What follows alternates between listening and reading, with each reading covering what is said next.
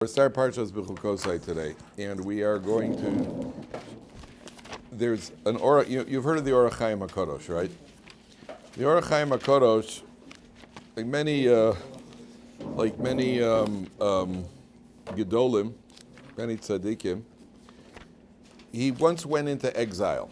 It was something that they used to do as a form of atonement and for humility and so on and so forth. There are a lot of stories. It's on 708. There are a lot of stories. Like for example, the Vilna Gaon. It's documented. The stories are once they went into Golus, they went into exile. But the Vilna Gaon, it's documented that he went into exile, and he was once in a certain either in a shul, I think it was a wedding, and some silverware went missing. And what they used to do is in those days, remember, there were no pictures, so nobody knew what he looked like, and nobody knew he was the Vilna Gaon. So he, page 708 for anybody who came in. So he was at a wedding, and some silverware went missing, and the people looked around, they see this guy who nobody knows, some vagrant, and they all assumed that it was this guy who stole the silverware, and the Vilna Gaon wouldn't deny it. And so they started beating him up. They started hitting him, and then they threw him out of the wedding hall, and everybody was laughing while this was happening. And the Vilna Gaon turned around, and he saw that as this was happening, he saw the chassan, the groom, also was laughing. And the Vilna Gaon says, "Oh, good! I fulfilled the mitzvah of bringing joy to a chassan, right? To be misameach a chassan." That was the story with the Vilna Gaon. So the Orokai apparently went into exile, and while in exile, he composed on this pasuk of the first pasuk of this week's parsha. He composed 42 different perushim, which appear in the standard Chumash. He composed 42 perushim, and the reason I bring this up is because then it gives you an inkling of the depth of Torah. Right? On one pasuk, the Orokai alone put together 42 perushim. We're not going to go through all of them. We're not even going to go through some of them. We're going to go through about 15 perushim here on this one pasuk. But it gives you an inkling. The Vilna Gaon once had a dream. He woke up in the morning, and he had I think it was 1,080 different interpretations of the pasuk by the Meraglim, when it says they came up from the Negev. And the Vilna Gaon woke up in the morning and he had 1,080 different perushim on that pasuk, which hasn't happened to me just yet. But it's never, you never know. You never know. We'll see. We're hoping. But by us, we're just lucky to get up in the morning and know where we are. Right? They had 1,000. It just gives you an inkling of the depth of Torah. So Torah says like this: "Im b'chukosai telechu," if you follow my statutes. If you go in my statutes, ve'es mitzvosai tishmaru, and you keep my mitzvahs, va'asisam osam, and you perform them. Now, if you take a look at Rashi, first Rashi on the page. So Rashi says, "Im b'chukosai telechu." Yochol, says Rashi, page 708, top Rashi. Yochol ze kiyum hamitzvahs. You might have thought that when it says "Im b'chukosai telechu," that is a fulfillment that's referring to fulfilling the mitzvahs. But that can't be. Why not? Kishehu Omer, when the pasuk says "Ves mitzvosai tishmoru," you should keep my mitzvahs. Harei kiyum mitzvahs Omer. That's talking about fulfilling the mitzvahs. So what is the "Im b'chukosai telechu" referring to? Ha mani mekayim im b'chukosai telechu. So how? What is the interpretation of the "Im b'chukosai telechu"? Shetiu amelim baTorah. That you should toil in Torah. Shetiu amelim baTorah. So this brings us to a few very important points here. Let's understand what amelus baTorah is. They're studying Torah. Somebody asked you when you learn Torah. Many people have been asked. We unfortunately have had to deal with parents or others, relatives, people in the Torah world have to deal with parents like why are you studying in Kollel? When do you graduate? Right, there's always when do you graduate? There have even been rabbis of shul rabbis in America. Rabbi Feldman was the most recent one I've read about, but this is not the first one, no, not the only one. he became the rabbi of a shul. And the shul was, the members were an Orthodox shul where most of the members are not Orthodox. And every free minute he had, he learned Gemara or something else. And, one of the guys saw him in his office learning. He said, "Hey, I thought you got smicha already. Why are you still studying? I thought you graduated already." So this is one of the most difficult things for people to understand is studying Torah. Why do we learn Torah? Well, let's go back to basics, gentlemen. Why do we learn Torah? So most people think, well, you learn Torah because you got to know what to do, which is true. That's one of the reasons we learn Torah, because you got to know the halachas. You got to know what to do. But you have to realize that there is an independent mitzvah. When somebody says to you, "Why do you shake a lulav and an esrog on Sukkot? Why did you put on tefillin this morning? Why did you put on tefillin this morning?" What's the answer? It's a mitzvah. The answer is it's a mitzvah. Yeah, what did you gain from it? Right, when do you graduate tefillin? Right? You don't graduate tefillin, do you? Why did you put on tefillin? Why did you take a lulav and esrog? Why did you put up a mezuzah? When do you graduate? Right? There's no graduating. So why did you learn this word? I just fulfilled 3 mitzvahs, and you fulfilled 3 mitzvahs because you heard me say it. Why did you do it? Because it's a mitzvah. It's a mitzvah. You didn't ask me why I put on tefillin. You didn't ask me why I put up a mezuzah. Why are you asking me why I'm studying Torah? Each word of Torah that you study is a mitzvah. So before anything, just realize Torah is a mitzvah. It is a mitzvah to study Torah. Then there are benefits. It helps us to tame the Yetzer Hara within us, because there's nothing else that does that for us like studying Torah. Torah helps, especially males, to tame the Yetzer Hara within them.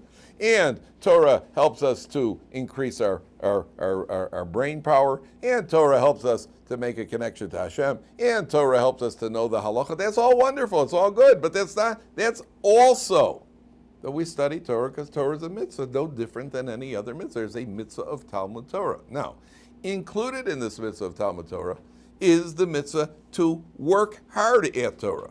I mean, if you don't understand something, try some more. You didn't understand something, try some more. The very effort that a person expands in learning Torah, the effort itself is a mitzvah. Shetiyah melim b'Torah, which is different than any other area of life.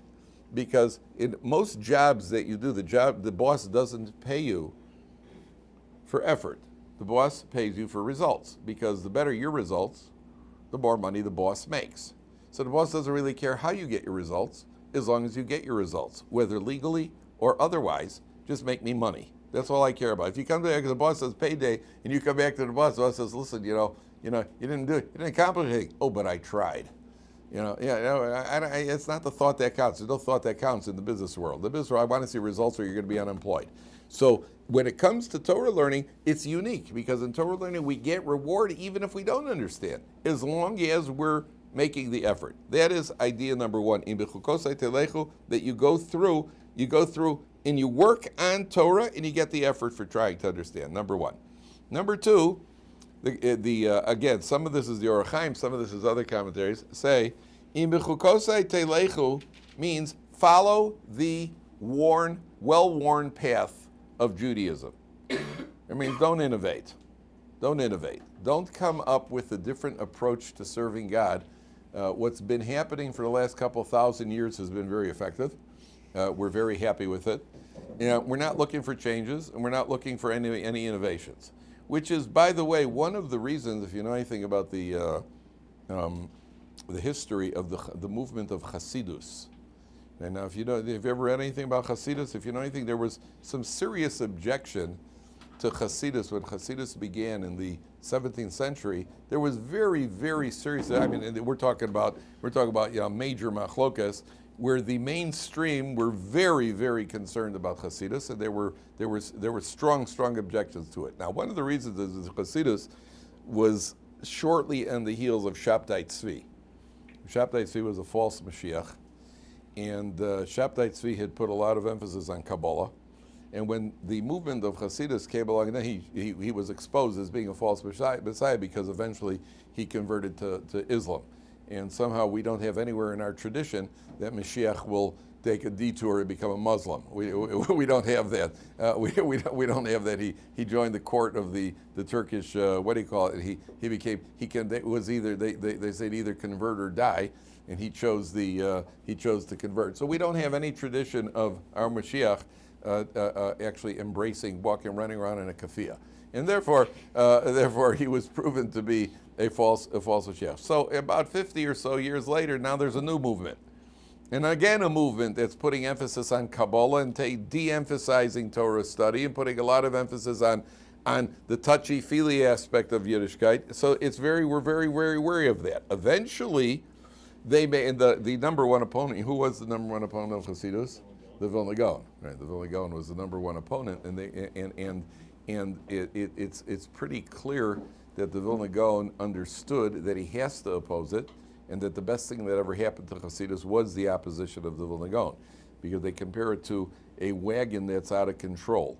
When a wagon is out of control and somebody is pulling hard on the reins, so then the wagon is salvaged. And therefore the movement of Hasidus, which today is acceptable as mainstream Judaism, and Hasidus and Litvaks and Hasidim, the differences between them today are very superficial. There are plenty of Litvaks who sing on Shabbos, and plenty of Hasidim who don't. There are plenty of Litvaks who love dancing, and plenty of Hasidim who sit and learn. So the what do you call it? The lines are it's very superficial. A lot of it has to do with dress and shtreimels and that sort of thing. And there are plenty of Litvaks who wear shtreimels also, by the way. The Yerushalmer Jews, and not every Jew that you see in Mea Shearim wearing a shtreimel is Hasidish. They daven Nusach Ashkenaz, and they're more Litvish than you and me. They just happen to dress with the shtreimel. The differences today are very, very superficial. There's a lot of crossover. But the hesitation was because of the innovation. The concern was somebody's coming along and tampering with the values of Judaism and with the mainstream, what was accepted in the mainstream. So Hasidus has contributed a tremendous amount to Judaism, but it is still have to be understand that any innovations that a person comes up with, when you have a good idea, if you think it's a good idea, check with somebody who knows more than you, somebody who's older, wiser, and knows more Torah than you, because it could very well be you're barking up the wrong tree. And therefore, follow the beaten path. That's the second pshat. The other pshat is, what's a chukah, gentlemen? What's a chuk? What's a chok? A chukah. Not to be confused with a hookah. What? What's it? An ol? A law, correct. A chok is a law. What kind of law is it? What'd you say? Supra-rational? Did you say? Either supra or super. Super-rational means that we really understand it, right? You can That's why I don't know what supra means. Right. Let's just say, we'll say a chok is said to be a law that does not have rational human understanding. It's a chok. The king said so. And if it says im bechukosai telechu, and this is speaking about studying Torah, then the commentaries say that the study of Torah itself is a chok. Now, why is that? Why is that? And the answer is, why? What about studying Torah? What about the idea that we're studying Torah and we have to study Torah? Why is that a chok? What about that is not rational? What do you say, Ezra? Well, Naseh v'nishma is like, the whole idea is that we're kind of accepting the Torah before we understand why we're accepting it. That's in general. You're right. Why specifically the aspect of studying Torah is called a chok over here, which is to you amelim b'Torah. Why is Torah study itself is a chok? The Torah said, what do you say? Is it because when we study Torah, we often learn impractical laws? Excellent. When you're learning Torah, number one, you relearn things that you've already learned many times. The Gemara says you can't compare somebody who's reviewed his material 100 times to somebody who's reviewed it 101 times.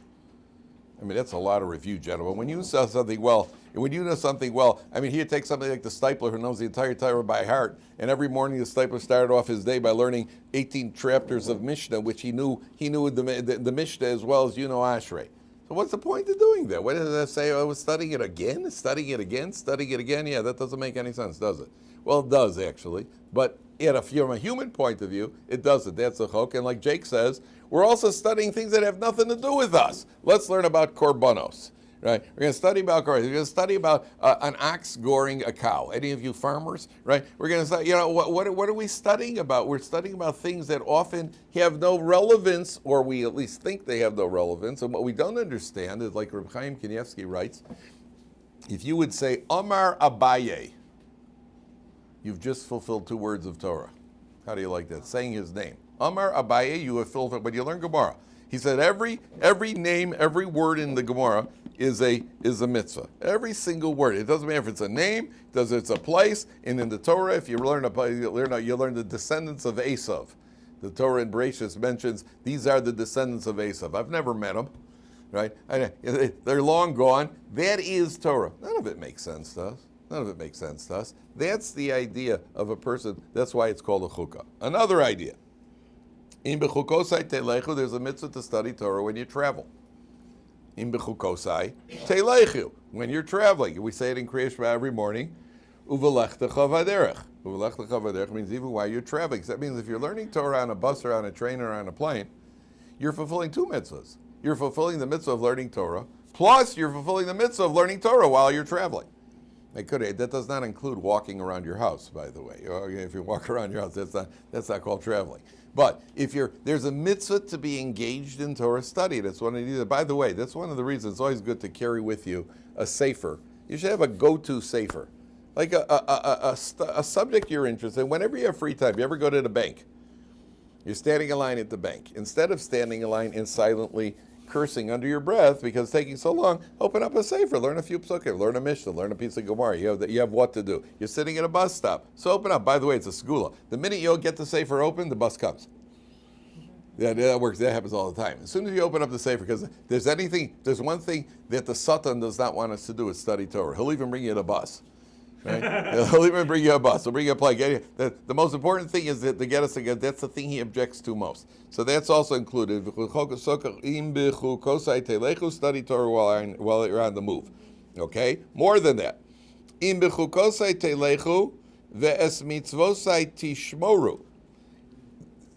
word tishmoru, right? Well, the word tishmoru. What does it mean? To guard. To guard. Okay. Does anybody know another context of the word tishmoru? Okay, turn back to the beginning of Parshas Vayeshev.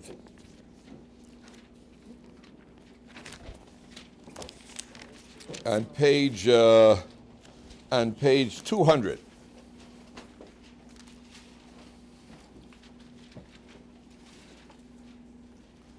On page 200. Can you make it a little colder? The what do you call it? You did a half a mitzvah so far today. Let's do the mitzvah right. This place should be an icebox. Oh, is it hot on Shabbos? Was it hot on Shabbos? Huh? You know why it's called Beit Shemesh, don't you? Yes. Yeah, it's called Beit Shemesh because that's where the sun beats down. You're right in a valley over there. 36. What's that? It's like 36. Yeah, it's small. Yeah, Beit Shemesh is hot. I was at home with the air conditioner on. The what do you call it? I was in Miami when I was 19. Went down to Miami for Pesach. I burnt like an absolute crisp over there. You know, like it was unbelievable. You've been in Miami in April, and my dad, all of us, my dad, my mom, my brother. So me and my mom and my brother, we said, let's go out to the pool. Let's go out to the pool, you know, and suntan a little bit. And my dad stayed in the hotel room drinking free Coke, which was his delight in life, you know. And we all went out to the pool. We burnt like French fries. And all we're doing, we're all lying in the room moaning and groaning, you know, just, oh, I'll put some cream. And he's, my dad, you idiots. You know, he's drinking his Coke and laughing. Yeah. You ever heard it? There's an expression, the older I get, the smarter my father becomes. Yeah. So on page 200, this is where Yosef has the dream. Okay, Yosef has a dream and he tells it to his brothers, and it's very unpopular. Nobody likes hearing about a dream that they're going to be bowing down to you. Hey, Jared, I had a great dream. You were bowing down to me. Yeah. So he tells his brothers, hey, I had a dream. All you guys were throwing $100 bills at me. Yeah, it's a dream. So he says that what do you call it? He tells them the dream. Then look at the fourth line from the bottom. Vayisaper el aviv el echav. He tells it to his father and his brothers. Vayigar bo aviv. His father, how does he translate? His father growls at him. What does his father scolded him? Vayomer lo ma chalom hazeh shechalam. What is this dream? Havonova anivimcha ve'achech leishtach v'zacharta. What, we're going to come bow down to you? Vayikanu bo echav. The brothers were jealous. Ve'aviv shamar es hadavar. Here's the word shamar. Now, over there, it can't be guarded. You can't guard somebody else's dream. How do you guard a dream? You can't guard a dream. So take a look at Rashi. What Rashi? Shamar Esadover, 2 lines from the bottom. Hayamamtin, left column, 2 lines from the Shamar Esadover. Rashi says, Hayamamtin umitzape Mosai Yovo. His father was waiting and anticipating, when is this going to be fulfilled? In other words, he said to the brothers, but he said to the brothers just to get the brothers, no, he said, come on, what kind of dream are you having, so that to defuse the tension. But Yaakov himself was anticipating, when is this dream going to come true? He knew there's more here than just a regular dream. Now, if you look back over here, Im bechukosai telechu, ve'es mitzvosai tishmoru. You anticipate doing the mitzvahs. We can't do all mitzvahs. You can't shecht korbanos nowadays. And there are other, but para aduma. There are a lot of mitzvahs we can't do today.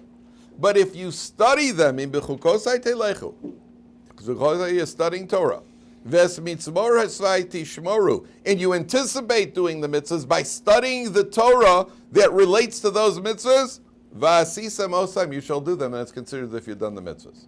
So the same way in the morning when we want to bring, when you say the korban toda, vaydaber Hashem al Moshe, you bring a korban, you say the parsha of the toda, it's as if you brought a korban. When you say korbanos in the morning, those who say korbanos in the morning, there are those 36 tzaddikim of the generation who do, right? It's gone out of, it's definitely gone out of, it's not in vogue nowadays, but you should say the korban tamid. At least the korban tamid you should say, that a minimum you should say. It's as if you brought the korban tamid. If you study, let's say kodshim, the section that deals with korbanos, or you study trumos and maestras, sections that don't apply to us nowadays, vasisa mosam. There are other sources that say that as well. That's as if you've done it. It's misvosai tishmaru. You anticipate doing the mitzvahs. You wish you could do the mitzvahs. And the way you prepare for it, you know, the Chafetz Chaim started a Kodshim Kollel. The Chafetz Chaim in Radin, besides his own yeshiva, the Chafetz Chaim had a yeshiva, but besides his own yeshiva, the Chafetz Chaim started a kollel to study Kodshim, a famous Kodshim kollel, where very big people studied there, where they learned Kodshim as a section that deals with the korbanos. Why? Because the Chafetz Chaim was convinced Mashiach is coming any minute. And when Mashiach comes, we got to know the halachas. What are you going to do in the base of Mikdash? How you get a shech? You got to know the halachas. So they studied Kodshim. Well, if you study it, it's considered at a certain level as if you've done it. That's the sixth thing. Now, the fifth thing. Sixth point.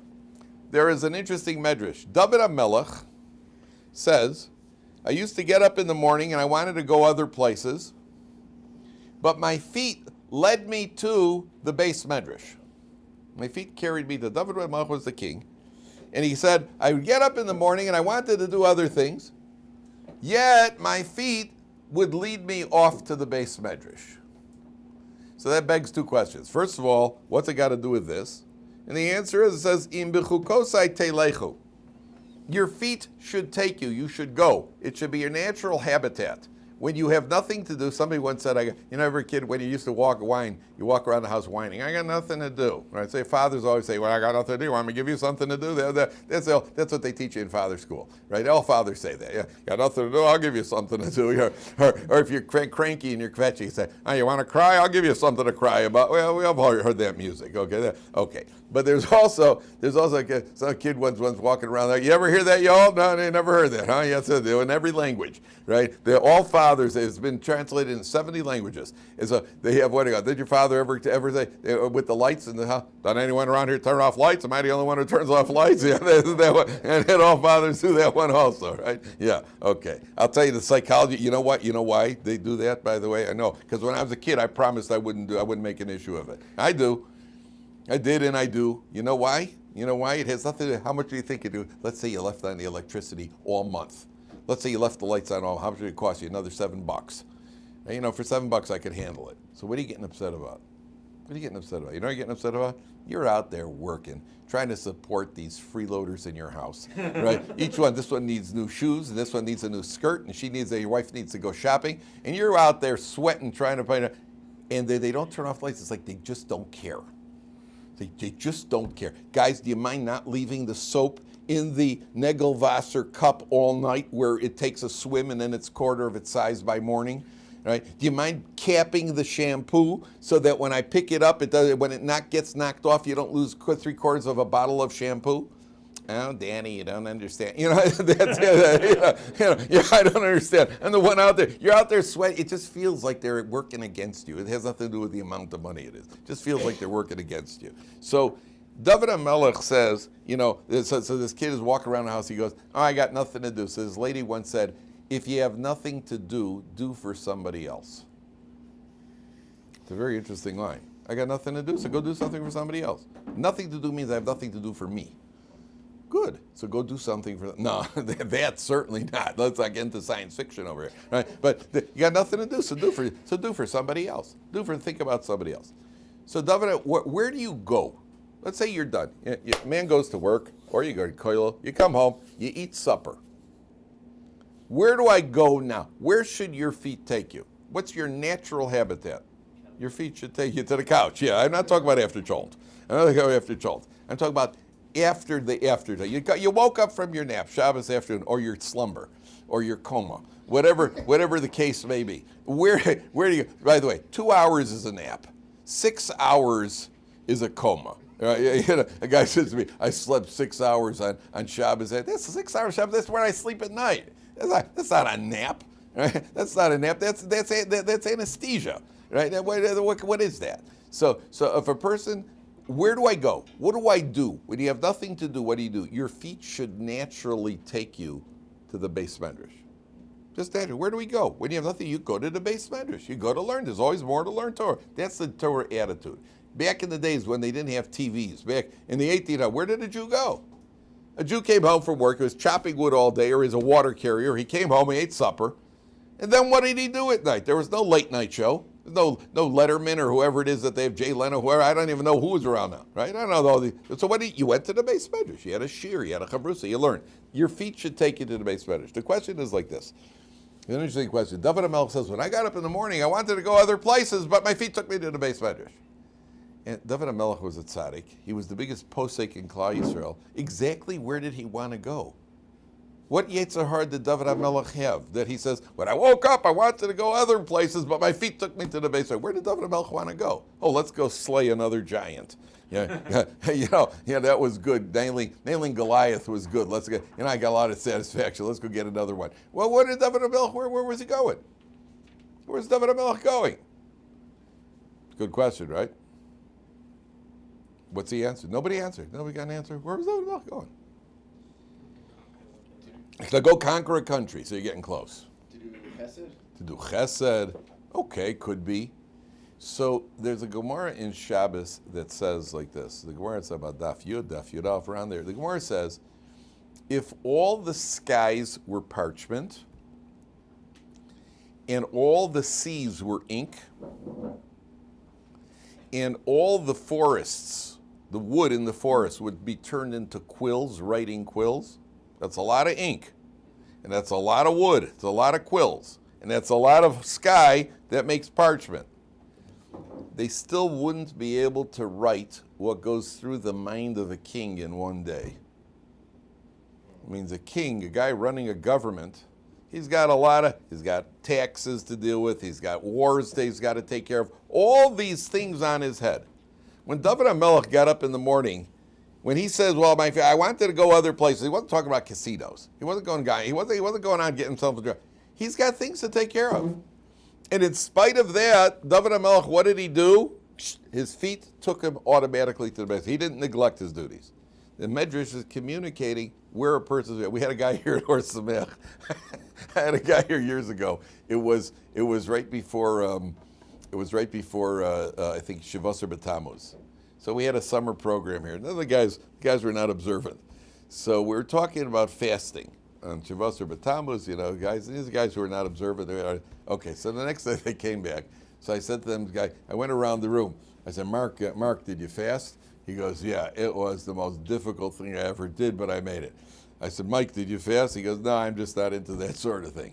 I said, Tom, did you fast? Now, this guy was like this, just a free spirit, just a real good-natured. He says, well, I was gonna fast, and I started fasting, but then I was downtown, and there was a falafel shop there, and then something happened. I remember that something happened. He said, sure, his feet took him in, right? That's what Dovid HaMelech was talking about. Something happened. How did you end up in a Beis Medrash? I don't know, but this is my natural habitat. An alcoholic ends up a gambler ends up in a casino. An alcoholic ends up in a bar. A Torah Jew ends up in a beis medrash. Okay. Take a look at another shot. Im bechukosai telechu is something you have all fulfilled. You've all fulfilled im bechukosai telechu, every one of you. Why? Im bechukosai, referring to Torah study. Telechu, you have to travel to study Torah. You've traveled to study Torah. You didn't come. You weren't born in Ohr Somayach. You weren't born in Israel. You weren't even here. Right? Maybe some of you were. But you've traveled to study Torah. You have fulfilled. That itself is a mitzvah. Traveling to study Torah. Another idea. I found this a beautiful idea. Why is there, let's say you want to do a mitzvah. What is necessary in order to shake a lulav? There's one important factor in order to be able to fulfill the mitzvah of lulav. You have to have one, and you have to have an estrog, you have to have the speed, and what else do you need? It's got to be sukkahs. Right? If you shake a lulav on Tisha B'Av, you haven't done anything. Right? If you eat matzah any time during the year, in order to fulfill the mitzvah of matzah, it's got to be Pesach. In order to return a lost object, what do you have to do? You have to find one. Yeah, you can't pretend it was lost. By the way, what's the only mitzvah in the Torah that you could do that you could fulfill unintentionally? There's one mitzvah that you could only fulfill it with no intent. Kiddush Hashem. Kiddush Hashem, you could always have an intent. You could. You could sometimes, but there's one mitzvah that you could only fulfill with no intention to do the mitzvah. Chai behem? No, behem. That's definitely intent. Leket, when you're out in the field, you have to leave certain gifts for the poor. So you leave the payah, and you leave the leket. Leket falls when you're cutting, and it falls unintentionally. The leket, right? You could throw some more down, but then it's hefker. There's another one even more. Leket shikha. What's shikha? What's shikha? A non-Jewish woman. No. Shikha is, right? Shikha, not shikha. I didn't say shikha. I said shikha. Shikha is what you forget in the field. And if you pretend to forget it, that's not shikha. It's hefker. That's like giving tzedakah. You can't pretend to do something but you can only do intentionally, right? That's called shikha, right? All the other mitzvahs, it says, Im bechukosai telechu, if you follow my statutes, now listen carefully, watch how this reads.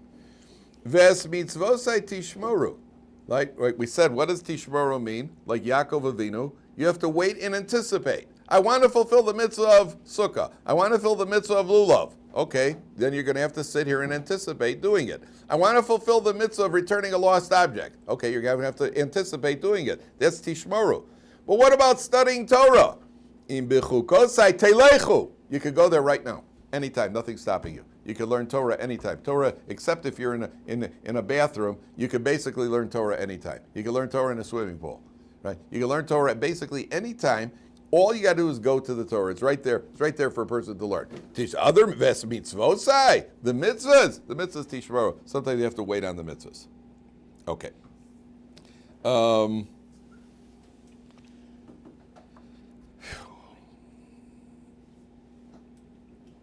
right, we'll let you go. We'll let you go on this so far. No, not the end of Shir. I'll let you go on this. I just want to see if there are any. One more. I just wanted to show you what you could get out of one pasuk. The Orokai also says, by the way, I have no idea what this means. Don't ask me. He says, if you study Torah, then you'll be able to take a nice leisurely walk in Gan Eden.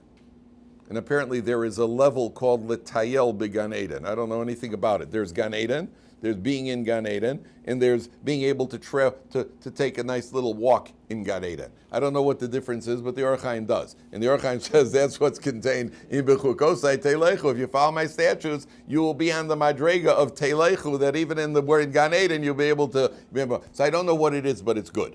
That's what, and apparently it's good. And the last point, which does certainly apply to us, is im b'chukosai, if you study Torah telechu, you will go from one madrega to another. You want to grow as a Torah Jew, you will grow as a Torah Jew by learning Torah. There is no other way to do it. I mean, you can do other mitzvahs, you can do chesed to certainly become a better person. But the way we grow is by studying Torah. You have to study Torah. I just bought my wife a present on Erev Shabbos. Yeah, it was big of me. It hurt. I mean, it's 122 shekels. You know, that's some serious cash. But there's this bracha. There's a book out from Rabbi Chaim Kanievsky called Bracha V'Atzlacha, which is people who came to Rabbi Chaim Kanievsky and the advice that he gave them. So one guy comes in and he says he has a family member who's ill. What should he do as a special merit? He said, study Torah. And he had somebody else that comes and says he keeps fighting with his wife. What should he do for Shalom Bayis? He said, study Torah. Right, and another guy came in and said his parnasa is not good. What should he do? Study Torah. Right. It's very predictable. There were two things that he harps on. Studying, harp on. Harp is got a negative chalila. That he tells people came to him. What were you hoping he'd say? What were you really hoping? I think that you should go to a Holocaust museum. No, he never said that. Right. He said study Torah. That was on there for men. Study Torah. That was under rare circumstances, he'd say, grow a beard. There were times he'd say, grow a beard. But not only. That was for somebody who was already studying Torah. he didn't, he put the emphasis on the things that he said, study Torah. And he said, be willing to give in. Be willing to give in.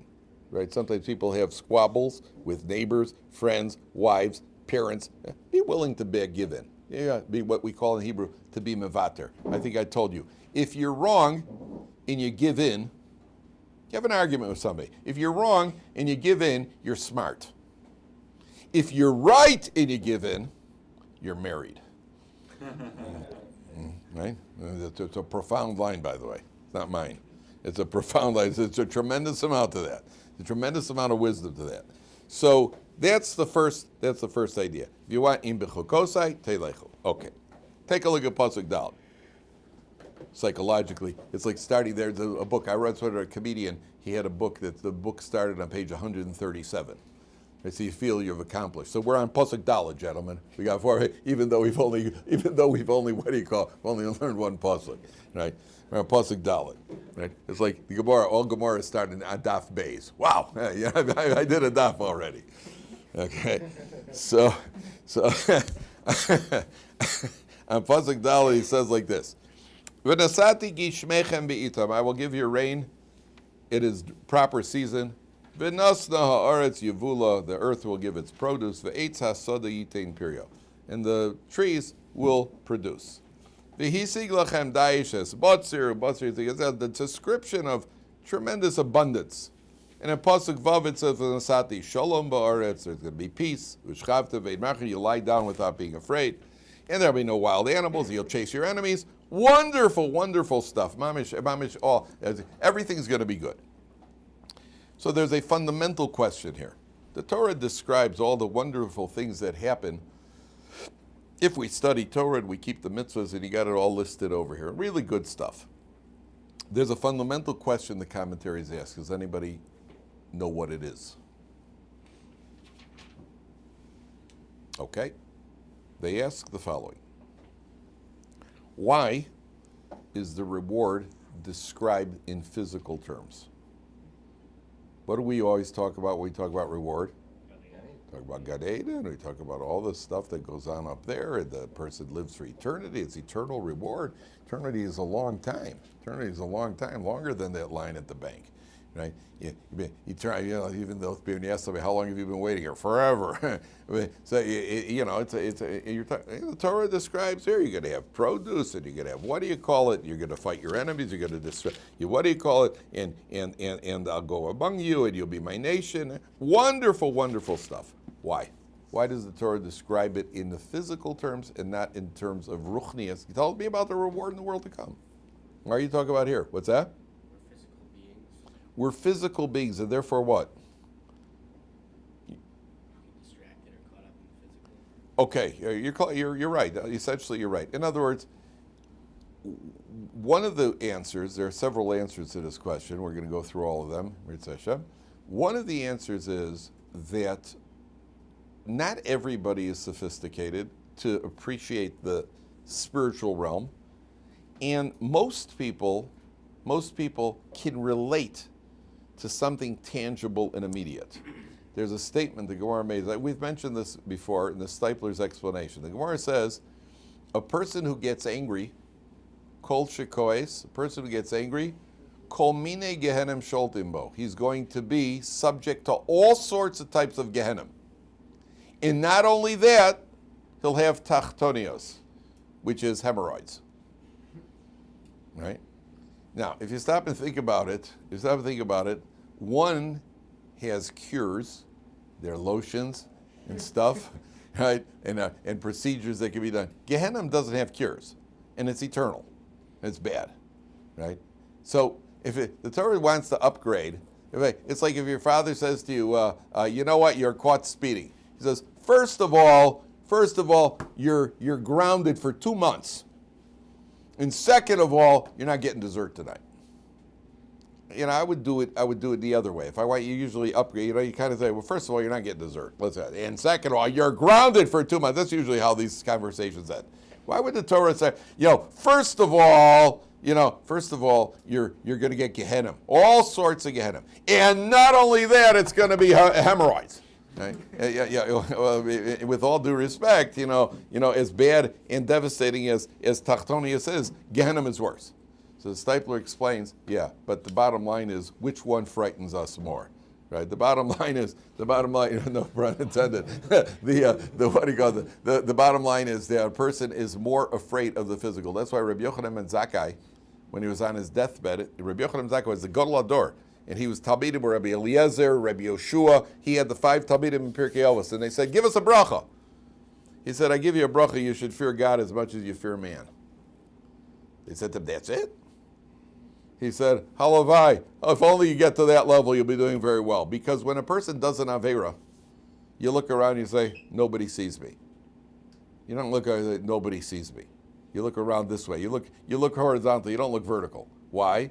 Because with Hashem, I'll work it out. Me and Hashem were like this, and he understands my Yetzer Hara, and anyway, he created me, and anyway, it's not my fault. But people, I don't want anybody to think I'm not a tzaddik. As long as nobody's looking, then I'll take a nip at the pepperoni pizza. But now, with Hashem, I'll work it out. After all, he created pepperonis. It's a mitzvah to enjoy his world. One way or another, I'll come up. We're good at that sort of thing. Comes along exactly what Jared said. What's going to motivate you? You tell somebody, ooh, you're going to get a big chunk of the world to come. Yeah, well, that's a ways off. Well, you're also going to make some serious cash. You know what? What did you say? All of a sudden, we're all ears. Now we can talk. Now you're talking my language. I once had my son was in about 7th grade, and he was in 7th grade, and they had like an after. He was a good kid. He was doing what he had to in school. He always did. He did what he had to, but not much more. And I wanted to motivate him a little bit. I wanted him to join this after-school Mishnayos program. And I said, listen, if you go to the Mishnayos, I'll get you, I'll get you a new set of Mishnah Breweras. And he's like, I'll get you, I'll get you a new set of, the nice Rambam out. My wife is in the background. And she's doing like this.